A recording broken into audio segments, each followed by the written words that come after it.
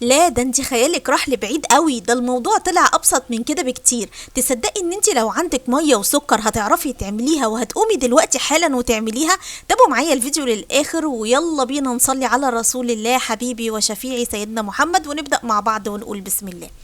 اول حاجه كده مبدئيا هنعملها، هنجيب كوبايتين كبار من السكر وننزل عليهم بكوبايتين كبار من الميه. خلي بالك هنا ان معيار السكر او الكوبايه اللي انا بعاير بيها السكر هي نفس الكوبايه اللي بنعاير بيها الميه، وده مهم جدا في وصفاتنا او وصفتنا النهارده. بنبتدي الاول ندوب على البارد لحد لما نتاكد ان السكر داب خالص، وفي الوقت دوت بنروح رافعين الطاسه بتاعتنا ديت على النار.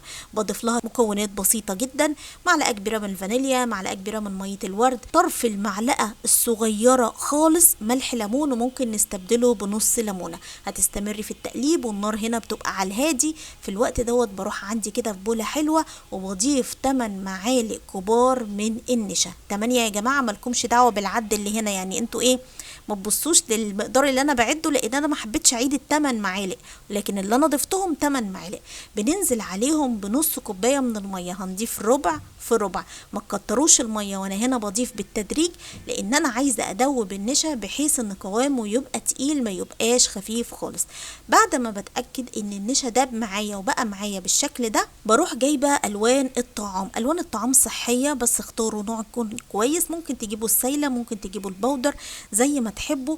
انا هنا هستخدم اللون الاحمر. وبالمناسبه انتوا هنا ممكن ما تضيفوش اصلا الوان طعام خالص، يعني ممكن ما تضيفوش لون احمر كمان. بفضل اضيف لحد لما اوصل للون اللي انا محتاجاه او اللي انا عايزاه، وهو ده اللون المطلوب. بروح عندي بقى في السكر اللي بالميه اللي احنا دوبناه مع بعض، ونروح نازلين بالكميه كلها. وزي ما قلت لكم النار هنا هنعليها شويه ونخليها نار متوسطه، وايدك فيها على طول تفضلي تقلبي تقلبي تقلبي. وخلي بالك احنا هنا هتكتل معاكي، فانت عشان ما تكتلش معاكي لازم ايدك فيها وتدوبي على طول. في الوقت ده كمان هضيف عسل الجلوكوز، معلقتين كبار منه. وانتوا سألتوني كتير قبل كده ايه بديل عسل الجلوكوز. ممكن نستخدم عسل النحل، بس طبعا عسل النحل اغلى، فانا بستخدم هنا عسل الجلوكوز.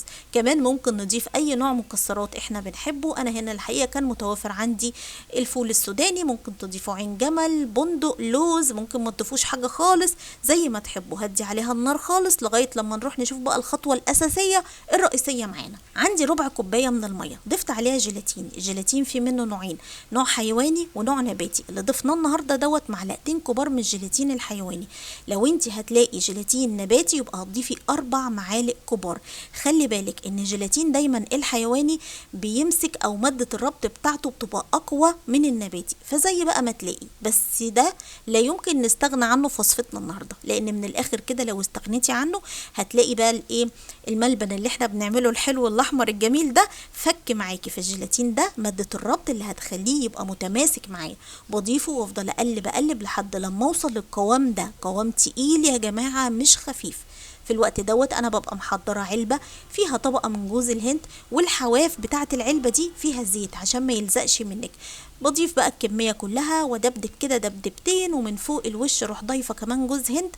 والله ويا سلام، ممكن تستغنوا عن جوز الهند بان انتوا تضيفوا نشا، وهيبقى ملبن بالنشا من غير جوز هند زي ما تحبوا. بس اهم حاجه ان انت هتسيبيها ليله كامله في التلاجة، وتاني يوم تقلبيها وتقطعيها وتأكليها لولادك ويفرحوا وتفرحي كمان معاهم. انا كده خلصت فيديو النهارده. لو شايفه ان نشوتك حبيبتك بتقدم لك محتوى هادف، شجعوني بلايك كتير وشير كتير. بحبكم جدا جدا، والسلام عليكم ورحمه الله وبركاته.